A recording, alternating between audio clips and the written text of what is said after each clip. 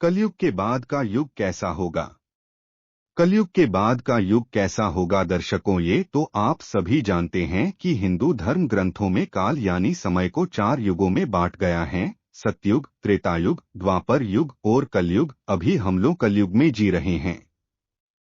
कलयुग यानी एक ऐसा युग जिसमें मनुष्य जाति का मन असंतोष भरा हो, सभी मानसिक रूप से दुखी हो, धर्म का सिर्फ 1/4 अंश रह गया हो। वर्तमान परिस्थिति में ये चरितार्थ होता हुआ दिख रहा है। आज चारों ओर अहंकार, प्रतिशोरोथ, लालच और आतंकी दिखाई देता है।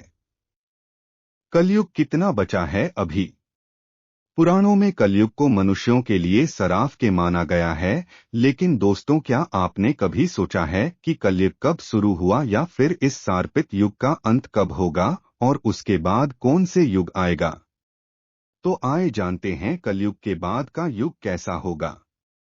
धार्मिक ग्रंथों के अनुसार युगों के परिवर्तन का ये 22वां चक्र चल रहा है। गीता में भी इस बात का वर्णन किया गया है। गीता के अनुसार परिवर्तन ही इस सृष्टि का नियम है। जैसे आत्मा एक शरीर को छोड़कर दूसरा शरीर धारण करती है, दिन के बाद रात होती है, जैसे ऋतु भी आपने निश्चित समय के साथ परिवर्तित होती हैं, ठीक उसी तरह एक निर्धारित कालखंड के बाद इस सृष्टि में युग का परिवर्तन होना भी अटल सत्य है।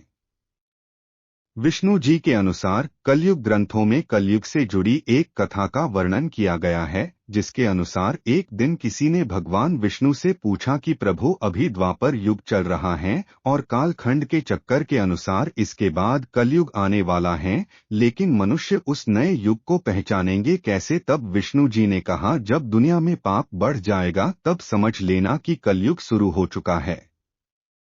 कलयुग की शुरुआत स्त्री केसों से होगी। अभी जिन केसों स्त्री का आभूषण माना जाता है, उन्हीं केसों को कलयुग की स्त्रियां कटवाना शुरू कर देंगी। उसके बाद सभी स्त्री बटा पुरुष सुंदर दिखने के लिए अपने बालों को रंगना शुरू कर देंगे और फिर कलयुग में किसी के भी बाल लंबे और काले नहीं दिखाया देंगे।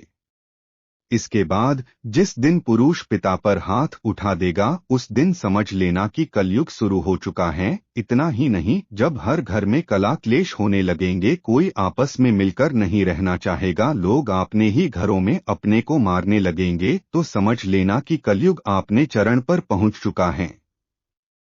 उसके बाद में शिव और ब्रह्मा एक हो जाएगा और फिर जब कलयुग हम सब पर हावी हो जाएगा, तो हम तीनों मिलकर इस युग का अंत कर देंगे और एक नई युग की शुरुआत होगी, जहां सब कुछ फिर से नए से शुरुआत होगा।